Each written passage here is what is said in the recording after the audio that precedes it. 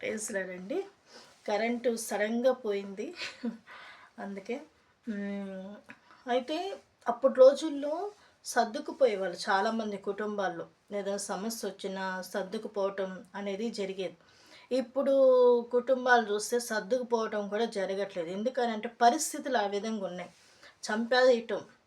అప్పటి రోజుల్లో ఏందండి, ఒక 2 రోజులు అలిగారంటే మూడో రోజు లేకపోతే ఎందుకు ఒక 10 నిమిషాలు అలిగారనుకో వైఫ్ అండ్ హస్బెండ్స్, మళ్ళీ వెంటనే చక్కగా భోజనం చేయటం, మళ్ళీ కలుసుకొని చక్కగా బయటికి అట్లా షికారు చేయటం జరుగుతుంది. మనం బైబిల్‌లో చూస్తే అబ్రహాం గారు, శారమ్మ ఎంత ప్రేమగా ఉన్నారు వాళ్ళ మధ్య. ఎంత ప్రేమ వాళ్ళిద్దరు. హ్మ్. అక్కడ రాజు సమ్ముఖంలో ఉంది శారమ్మ. అయినా అబ్రహాం తరచూ వెళ్ళి మాట్లాడేవాడంట ఆమెతో. ఇద్దరూ చాలా సంతోషంగా ఉండటం జరుగుతుంది. ఎక్కడ ఉన్నా కూడా కుటుంబాలు ఆ విధంగా ఉంటేనే సమాధానంగా ఉండగలుగుతారు చాలామంది. యాకోబు ఉన్నాడు. రాహేల్ని ప్రేమించాడు. ప్రేమ అంటే ఆ విధంగా ఉండాలి. ఏదో అవసరం బట్టి ప్రేమించటం, తర్వాత వదిలేయటం. ప్రేమించినంత వరకు ప్రేమిస్తారు. ఆ తర్వాత వదులుకోవటం అది కాదు. యాకోబు ఎంత ప్రేమించాడంటే అంత ప్రేమించాడు రాహేల్ని. ప్రేమించాడు కాబట్టి ఆమె కోసం ఆయన ప్రయాసపడ్డాడు. ఆమెను దక్కించుకున్నాడు. కానీ ఏమైందంటే ఈమె ఒక దొంగది. ఈమె బుద్ధి దొంగ బుద్ధి. ఆ తర్వాత యథార్థత లేదు మనిషిలో. అందమైతే ఉంది కానీ యథార్థత లేదు. చాలామంది పై రూపాలు చూస్తారు, హృదయం చూడరు. లేయ అందం లేనిదే, బలహీనరాలే, కానీ దేవుడు ఆమె గర్భాన్ని ఎంత ఆశీర్వదించాడు. ఆమె గర్భంలో నుంచే యూదా గోత్రం వచ్చింది. ఆమె గర్భంలో నుంచే ఈ ఎఫ్రాయిమే వీళ్ళు కుటుంబాలు వీళ్ళందరూ వచ్చారు. ఈ గోత్రాలన్నీ ఇజ్రాయేల్ గోత్రాలు ఎక్కువ మంది వాళ్ళే ఉంటారు. కాబట్టి నా ప్రియమైన వాళ్ళారా, ఇది ప్రేమ అంటే ఆ విధంగా ఉండాలి. యాకోబు ఎంతో ప్రేమించాడు. ఇస్సాకు అతను అసలు రెబెకాని ఎంత ప్రేమించాడు. మనం వాళ్ళ ముగ్గురనే చూస్తున్నాం. చాలామంది 5గురు 6గురు ఇలాంటి వాళ్ళు కాదండి. ఇస్సాకు ఎంత మంచి వ్యక్తి అంటే ఆ అమ్మాయినే చూశాడు, ఆ అమ్మాయినే వివాహం చేసుకున్నాడు, తనతోనే సంతోషంగా జీవితాన్ని గడిపాడు. అది ఉండాలి. ఇప్పుడు ఇద్దరు ముగ్గురు అదేదో గొప్ప అయినట్లు చాలామంది ఉంటున్నారు. అది కాదు. మీకు ఒక విషయం చెప్తా. బెంగళూరులో నేను ఒకసారి ఈ ఫిబ్రవరి 14th అప్పుడే ఉన్నాను నేను అక్కడ. ఉన్నప్పుడు అప్పుడు క్రిస్టియన్స్ అందరూ ఒక చిన్న హాల్లో మీటింగ్ అని అన్నారు. అందరూ వెళ్ళాం, ఫారినర్స్ అందరం వెళ్ళాం. అప్పుడు ఒకరు వాళ్ళు ఏం చేస్తారంటే మాకు అందరికీ ఇంత చిన్న షీట్ ఇచ్చారు, వైట్ షీట్ పేపర్ ఇచ్చారు. అందులో ఏమని రాయమన్నారంటే మీకు ఎవరి మీదన్నా ప్రేమ ఉంటే కోర్స్ మీ ప్రేమను ఇంకొంచెం ఎక్కువ చేసుకోవాలి, లేకపోతే మీకు ఏమన్నా లవ్లో ఏమన్నా ప్రాబ్లమ్స్ ఏమన్నా ఫేస్ అయితే అవి కూడా రాయొచ్చు అన్నట్లు రాయమన్నారు. రాయమంటే అందరూ ఏదో తలా రాశారు. నేను కూడా ఏదో రాసేసాను. అయిపోయిన తర్వాత అప్పుడు ఆ వ్యాలంటైన్స్ డే గురించి అతను ఒక మెసేజ్ ఇచ్చాడు. ఏమనంటే హ్యాపీ వ్యాలంటైన్స్ డే అని మనం అందరం అనుకుంటున్నాం. అంటే అతనేంటి వివాహం జరగాలని అప్పుడు రోజుల్లో ప్రయాసపడ్డాడు. చేసినందుకు అతనికి ఉరి తీయబడింది ఈరోజు. కానీ జనాలేంటి వివాహం దాని గురించే కదా, అంటే ఆపేసిన ఈ బంధాల్ని మళ్ళా చక్కగా వివాహం చేసుకోవడానికి మంచిగా అయిందని సంతోషంగా ఇది జరుగుతుంది, ఒక జనరేషన్ వస్తుందని సంతోషం కదా. అయితే ఓకే, దేవుడు ఆ కుటుంబ వ్యవస్థల్ని దేవుడు ఆశ్రయించి దీవించను గాక, ఆమేన్. అయితే కుటుంబాల్లో ఎంతమందికి ప్రేమ అనేది ఉంది? ఎంతమందికి ఫాదర్ మీద ప్రేమ, సిస్టర్స్ మీద ప్రేమ, బ్రదర్స్ మీద ప్రేమ ఎంతవరకు ఉంది అని అడిగినప్పుడు అందరూ అసలు ఏం సమాధానం చెప్పలేదు. ఎందుకనంటే ద్వేషాలతో, కోపాలతో, ఆ తర్వాత రకరకాల పరిస్థితులు బట్టి అందరూ ఉన్నారు. ఇప్పుడు మనం బైబిల్లో కూడా చూస్తే కయ్యూను, హేబేలు, ఏషావు, యాకోబు అన్నాతమ్ములే. ప్రేమ ఉంది, ప్రేమ లేక కాదు. పరిస్థితులు ఆ విధంగా దారి తీస్తున్నాయి. ఎంతంటే అంత మాట్లాడుకోవటం, ఎంతంటే అంత ఇదిగా చెప్పుకోవటం, ఎంతంటే అది అరే పెద్దోడు కదా అని యాకోబు ఏమన్నా గౌరవించాడు వాళ్ళ అన్నకి. ఆ? ఈ చూస్తుంటే మనం కొన్ని అవన్నీ చూస్తుంటే చాలా దారుణంగా ఉన్నాయి రోజులు, ఇప్పుడు రోజులు చూస్తే. ఆ తర్వాత ఈ విధమైన బలహీనతలు కలిగి ఉన్నారు కదా! మరి ఇది ప్రేమ కలిగిన దినమా మనకి అని అడిగాడు. అంటే నో, నో, నో. మనకి ఇలాంటివి కలగటానికి సాతానుడే విషబీజం వేస్తున్నాడు. కాబట్టి మీ కుటుంబాల కొరకు ప్రార్థన చేసుకుండని ఆ రోజు ప్రార్థన చేపిచ్చారు. అంటే అందరూ వ్యాలంటైన్స్ అంటే ఒక ఫ్లవర్ ఇవ్వటం, ఈరోజు ఈ నెలంతా చాక్లెట్ డే అని, ఇంకేదో డే అని పెడుతూ వచ్చారు. చాలా సంతోషం. ఎందుకంటే ఆ విధంగా అయినా ఒక ప్రేమను ఒకళ్ళకొకళ్ళు ఉన్నవాళ్ళు బయటపడటం కానీ, లేకపోతే ప్రేమను వ్యక్తపరుచుకోవటం కానీ అవుతుంది. ఆ ప్రేమ ఎల్లకాలం ఉండాలి. అందుకే ప్రేమ అంటే డంబంగా ప్రవర్తించడం, అమర్యాదగా ప్రవర్తించడం, శాశ్వతమైనదది. కాబట్టి ఆ ప్రేమలో నిలిచి ఉండాలి ప్రతి ఒక్కరు కూడా. ఆ ప్రేమను పొందుకున్న వారు కూడా ఆ విధంగా అర్థం చేసుకోవాలి. ప్రేమిస్తున్నప్పుడు అది దాన్ని మిస్యూజ్ చేసుకోకూడదు. కొంతమంది ఉంటారు ప్రేమిస్తున్నారు. ఒక అమ్మాయి ఉంది, వాళ్ళు ఇప్పటికీ ఉన్నారు ఆ ఫ్యామిలీ. వాళ్ళ హస్బెండ్ చాలా ప్రేమించేవాడు ఆ అమ్మాయిని.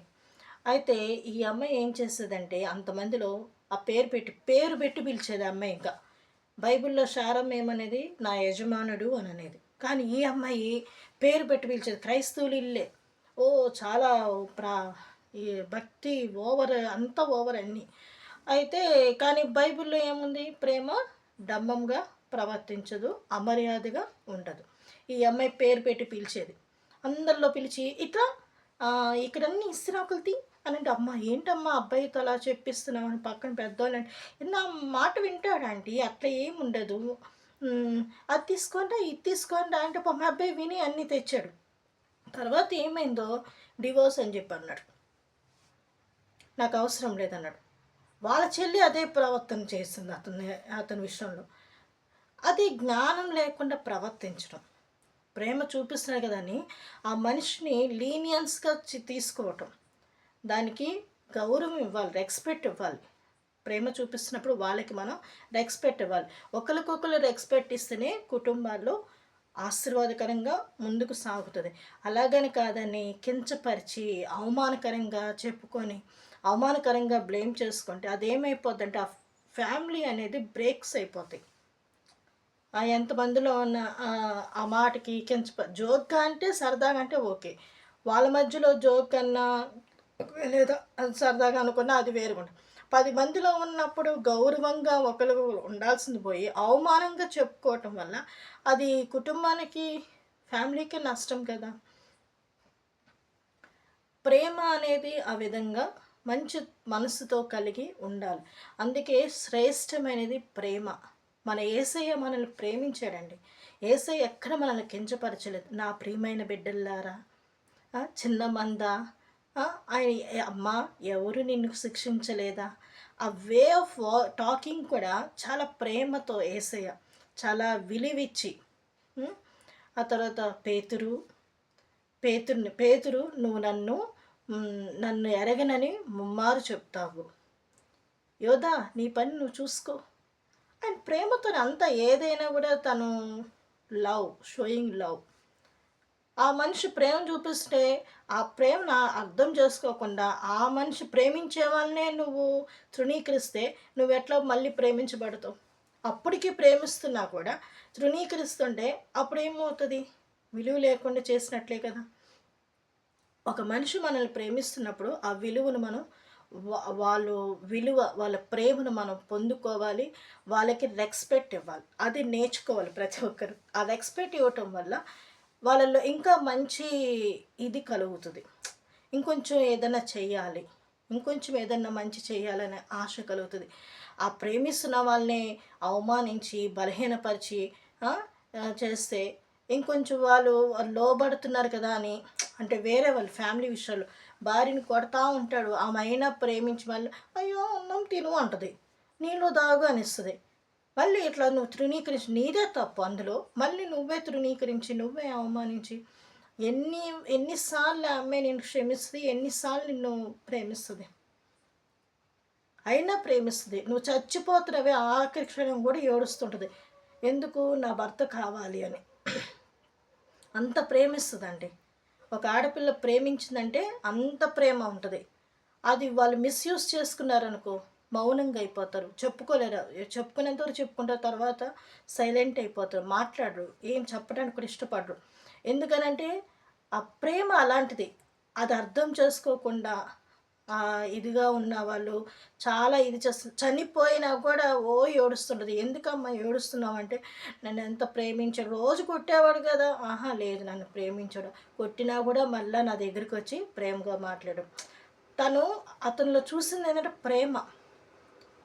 మన యేసయ్య కూడా అంతే, మనల్ని ప్రేమిస్తున్నాడు అట్లానే. మనం తృణీకరిస్తున్నాం, కానీ ప్రభువు అయితే ప్రేమిస్తున్నాడు మనల్ని. శాశ్వతమైన ప్రేమతో మనల్ని ప్రేమిస్తున్నాడు. సిలువ మరణం పొందేంత వరకు మనల్ని ప్రేమించాడండి. అది ప్రేమ. తండ్రి తండ్రి, నువ్వు నన్ను ఎందుకు నా చేయి విడిచిపెడుతున్నావు. ఎంత ఒక చిన్న బిట్టు మొన్న ఒకటి పెట్టారు, అది విన్న తర్వాత నా మనసు ఎంత చలించిందో. తండ్రి తండ్రి, నీ వేళ నా చెయ్య విడిచిపెడతావు అని పెద్దగా అరిచి కేక వేసి, ఆయన ఆ విధంగానే ఆయన ప్రాణం, నా ఆత్మను నీ చేతికి అప్పచెప్తున్నాను అని చెప్పేసి ఆయన తుది శ్వాస విడిచినప్పుడు ఆ చిన్న బిట్ అండి, అసలు ఎంత బాధతో వేదనతో ఆయన ఆ మాట అన్నాడంటే, ఆ విధమైన బాధ పొందాడు ఆయన. ఎవరి కోసం? మనందరి కోసమే. ఏమవసరమంట యేసయ్యకి అని అనుకుంటారేమో. తండ్రే పంపించాడు, నువ్వు ఈ పని చెయ్యాలి అని. నువ్వు నువ్వు నా ప్రజలు నశించిపోతున్నారు, వాళ్ళు మంచిగానే నేను చేశాను, కానీ వాళ్ళల్లో సాతానుడు ప్రవేశించాడు, కాబట్టి ఏం చేస్తున్నారో వాళ్ళకి తెలియట్లేదు. కొంతమంది చూడండి, కొట్టేస్తారు, బాగా కొడతారు, కొద్దిసేపు అయిన తర్వాత వాళ్ళే రియలైజ్ అవుతారు ఎందుకు కొట్టాను అని. తర్వాత చాలా రియలైజ్ అవుతారు ఏంటి అని. చాలామంది తెలియకున్నే చంపేయటం కానీ లేకపోతే ఏదన్నా చేస్తారా. తర్వాత చాలా కేసెస్, కొన్ని విషయాలు మనం వింటే, జైల్లో కొంతమంది స్త్రీలంట వెళ్ళి యాంకర్స్ వెళ్ళి అడిగితే వాళ్ళు ఏడ్చారు, అమ్మ క్షణ ఆవేశంతో మేము చేసిన ఈ తప్పు వల్ల జీవితాంతం మేము బతుకుతున్నామని.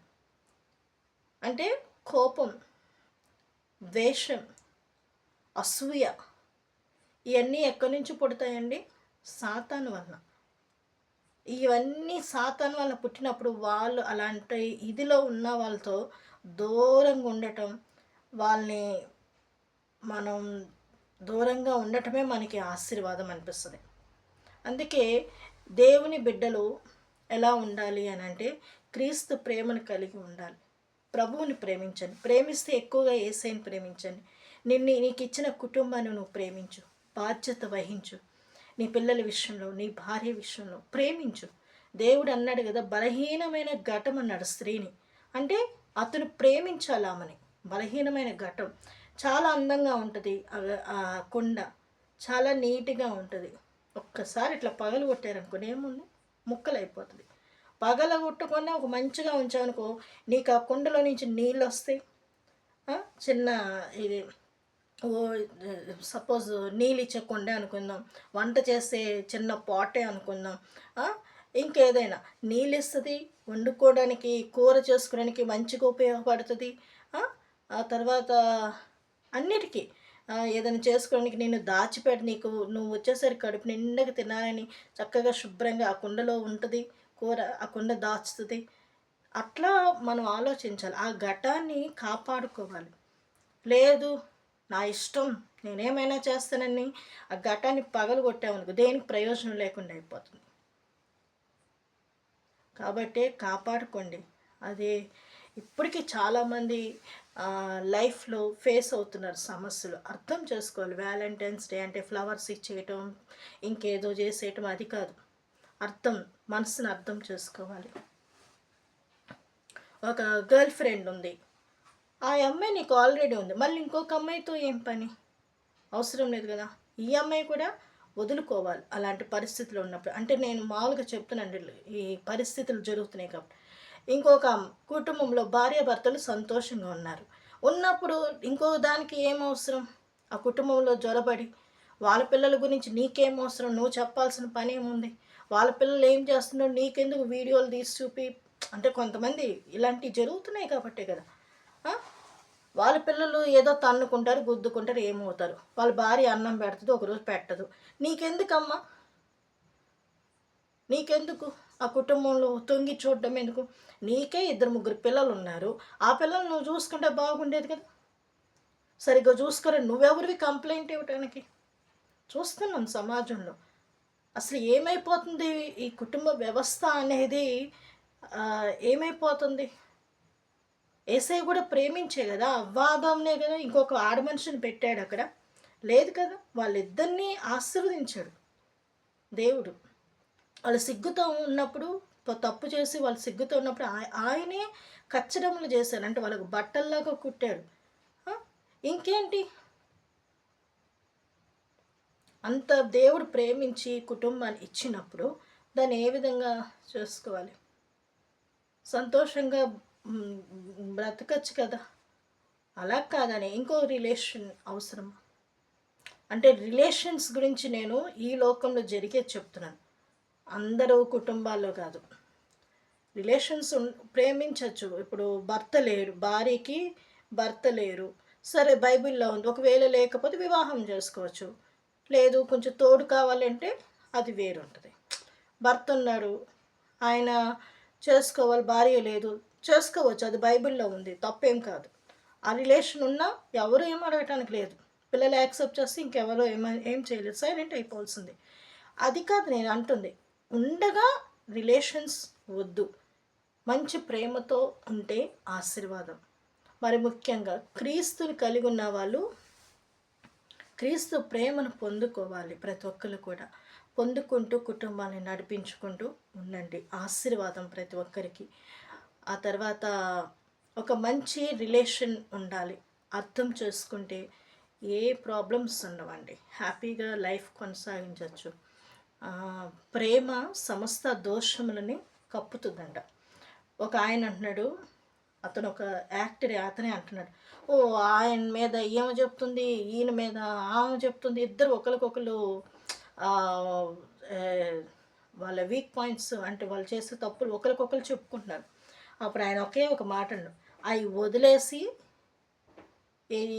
అవి వదిలేసుకొని ప్రేమగా ఉండటం నేర్చుకోండి అని అన్నాడు. ఒక అన్యుడు చెప్తున్నాడు, వాటిని వదిలేసి క్షమించండి, ప్రేమగా ఉంటాం, ఇంక ముందు ఫ్యూచర్ గురించి ఆలోచించుకుంటూ ముందుకు సాగండి అన్నాడు. దెబ్బకి అందరు బెత్తరు కళ్ళేసి చూశారు. అది ఉండాలి. ఇలా వీక్ పాయింట్స్ మనం ఎత్తేసుకుంటూ పోతుంటే ఫ్యామిలీ ఎక్కడ కూడా నిలవదు. తెలుసో తెలియక ఒకవేళ జరుగుంటాయేమో, ఓకే, అంతటితో ఆపేద్దాం. ఇక్కడ నుంచి ఏం చేయాలంటే ఒకరికొకరు గౌరవించుకుంటూ ప్రేమతో ముందుకు సాగితే చాలా బాగుంటుంది. హ్యాపీ వ్యాలంటైన్స్ డే, ఓకేనా? అందరం ప్రేమతో ఉండడం. ఆ వ్యాలంటైన్ ఆయన ఉరి తీయబడ్డాడు. ఈరోజు ఆయన చేసింది ఏంటంటే మంచి పని, అనేక మంది వివాహం అనేది మళ్ళా ఆ వ్యవస్థ అనేది జరిగింది. అంటే దేవునిలో ఎదిగే వాళ్ళు, పరిశుద్ధంగా జీవించాలి, ప్రభు కోసం ఉన్న వాళ్ళు మాత్రం సమర్పించుకొని త్యాగమై ఉంటారు. అలా ఆ విధంగా ప్రభువు కోసం జీవిస్తారు. అది ఓకేనా? వివాహం చేసుకొని సంతోషంగా ఉండేవాళ్ళు దేవుడు ఆస్వాదిస్తున్నాడు. దేవుడు ఇలాంటి వారిది దేవుడు అన్నాడు కదా, యెహోవాయే ఇల్లు కట్టువాడు. దేవుడే అన్నీ చూసుకుంటాడు. కుటుంబం నీ బల్ల చుట్టూ ఒలీవ మొక్కల వలె ఉంటారంట. దేవుడు అట్లా ఆశీర్వదిస్తాడు కుటుంబాన్ని, ఆ వ్యవస్థను ఆశీర్వదిస్తాడు. వివాహం కాని వారు ప్రభుతో యుగములు ఉంటారు. అంటే మేము ఉండమా అంటే మీరు ఉంటారు. అంటే వీరు ఎప్పుడు దేవుని సేవిస్తూ స్తుతిస్తూ ఉంటారు. బలహీనతలు వస్తాయి, శోధనలు వస్తాయి, రకరకాల పరిస్థితిలో ఉంటారు, అయినా కూడా ప్రభు వాళ్ళతో ఉంటారు. వారిని దేవుడు ఆశీర్వదిస్తారు, ప్రభుతో సేవిస్తూ ఉంటారు. అది ఎంత ధన్యత అండి, ఇంకా ఆశీర్వాదం కదా. ప్రభు ప్రేమను పొందుకుంటూ, ఆ ప్రేమను అర్థం చేసుకుంటూ దేవునిలో మనం ఎదగటమే. అసలు ఈ వ్యాలంటైన్ అయినా ఈయన చెప్పిన దానికన్నా మన యేసయ్య ప్రేమమయుడు, అసలైన ప్రేమమయుడని యేసయ్యని మనం పొందుకున్నాం. ఆ ప్రేమామూర్తిని మనం పొందుకున్నాం. మనం ఆ ప్రకారంగా మనం ఆయన జాడలో నడుస్తున్నాం. అందుని బట్టి స్తోత్రములు. ఈ లోకంలో ఇవన్నీ వస్తుంటాయి. ఈ డే ఆ డే అంటారు. రేపు చూడండి ఇంకెంత భయంకరమైన విషయాలు వింటాము మనం. కాదు, అదే క్రీస్తు ప్రేమను పొందుకుంటే ఎన్ని కష్టాలు ఎన్ని బలహీనతలు వస్తున్నా కూడా దేవుడిచ్చిన ఆ కుటుంబమే కానీ, దేవుడిచ్చిన భర్తనే కానీ, దేవుడిచ్చిన పిల్లల్నే కానీ, ఎన్ని బలహీనతలు వచ్చినా మళ్ళా ప్రేమిస్తాం, మళ్ళా సర్దుకుపోతాం, మరలా సంతోషంగా జీవిస్తాం. అదే క్రీస్తు ప్రేమ కలిగిన వాళ్ళు, ప్రేమామూర్తి అయిన దేవుని ప్రేమను కలిగిన వాళ్ళు అట్లా ఉంటారు. అదే అలా కాదు, లోకపరంగా ఆలోచించి లోకపరంగా అంటే లేనిపోయిన సమస్యలు తెచ్చుకొని ప్రాణం మీద కూడా తెచ్చుకుంటారు. మనమైతే అలాంటి వాళ్ళం కాదు. మనం వేసే ప్రేమను పొందుకున్నాం కాబట్టి మనం దేవుణ్ణి ప్రేమిస్తూ అలాగే మన ఇంటి వారిని కూడా అర్థం చేసుకుంటూ ముందుకు సాగడానికి దేవుడు సహాయం చేస్తున్నాడు. ఓకే, వస్తుంటాయి సమస్యలు, వస్తుంటాయి బలహీనతలు వస్తుంటాయి. అప్పుడు మనం మౌనంగా ఉండటమే మంచిది. జోక్యం చేసుకోవద్దు, దూరంగా ఉండటమే ఆశీర్వాదం. ఎందుకనంటే మాటకి మాట పెద్దదైపోతాయి. దానివల్ల దేవుని నామానికి అవమానమే కలుగుతుంది. కాబట్టి కొంచెం దూరంగా ఉండి అలాగే నచ్చనిదేందో నచ్చేదేదో అవన్నీ పక్కన పెట్టుకొని మనమే తగ్గుందాం. ప్రభువు మనకు ఒక సమయం ఇస్తాడు కదా, కుటుంబాల్లో దేవుడు ఆశీర్వాదం ఇస్తాడు. దేవుని ప్రేమ కలిగిన వాళ్ళు ఏ పరిస్థితులకు కూడా బలహీనులు కాకుండా ప్రభు ప్రేమను అనుదినము పొందుకుందాము. ఆ తర్వాత కుటుంబాన్ని కూడా ప్రేమించుదాం. దేవుడు మనలందరినీ ఆశీర్వదించి దీవించును గాక. ముందు వీడియో చెప్పాను కదా, భార్య చెప్పుడు మాటలు వింటుంది కానీ ఆమె మరలా అదే కొంతమంది అట్లా కాకుండా ఆ సీక్రెట్ రిలేషన్తో ఉండేవాళ్ళు ఉంటారు. అట్లాంటి చేయకూడదు. ఎప్పుడు కూడా భర్తతో ఏదైనా చెప్పుకోవచ్చు. వాళ్ళ మధ్యలో ఇద్దరి మధ్యలో రహస్యాలు అనేది ఉండకూడదు. ఒకరికొకరు ఎప్పుడు కూడా అర్థం చేసుకుంటూ తర్వాత సంతోషంగా ఉంటూ తెలుసుకోవాలి. ఒక్కొక్కటి అది వినాలి, అతను కూడా వినాలి, ఆమె కూడా అర్థం చేసుకోవాలి. అది అసలు మెయిన్. వినకుండా చెప్తుంటే ఏటో నువ్వు చెప్పాల్సిన అవసరం లేదు, నీ ఫేసే తెలిసిపోతుందిలే, నీ చూపే తెలుస్తుంది, నువ్వు నడిచే నడకే నాకు తెలిసిపోతుంది, నాకు అర్థమైపోతుందిలే నీ సమస్య అంటే కాదు. చెప్పేది వినాలి, వింటేనే అది ఆశీర్వాదం. వింటే అప్పుడు ఆ సమస్య ఏందో దాని పరిష్కారం ఏందో చెప్పగలుగుతారు. అలా కాకుండా వినకుండా పక్కన పడేస్తే వస్తే అప్పుడు ఏమైపోద్దంటే మిస్అండర్స్టాండింగ్స్ దానివల్ల ఏమవుతుందంటే అతను వచ్చిన వ్యక్తి చక్కగా వింటున్నాడు, చక్కగా మాట్లాడుతున్నాడు, చక్కగా మంచి మేలు చేస్తానంటే ఎవరు వదులుకుంటారు? ఎవరు వదులుకుంటారు మీరే చెప్పండి. వింటున్నాడు, చక్కగా కూర్చొని టైం స్పెండ్ చేస్తున్నాడు, వచ్చి మాట్లాడు. ఈయన లెగిస్తే పని పని పని పని వాళ్ళు ప్రేమిస్తున్నాను అంటున్నాడు. ఎక్కడ అది? ఒక టైం అనేది స్పెండ్ చేయటం కూడా ఆశీర్వాదం. కాబట్టి దేవునిలో కూడా మనం అట్లా టైం స్పెండ్ చేయటం వల్ల ప్రభు మనతో మాట్లాడతాడు, ప్రభు మనకి మంచి ఆలోచనలు ఇస్తాడు, మంచి జ్ఞానం ఇస్తాడు, మనం ఎలా నడిపించబడాలి. మన ఆత్మీయ జీవితంలో ముందుగా కుటుంబం అంటున్నాను కానీ మెయిన్ మీ ఆత్మీయ జీవితాన్ని మీరు కాపాడుకోండి.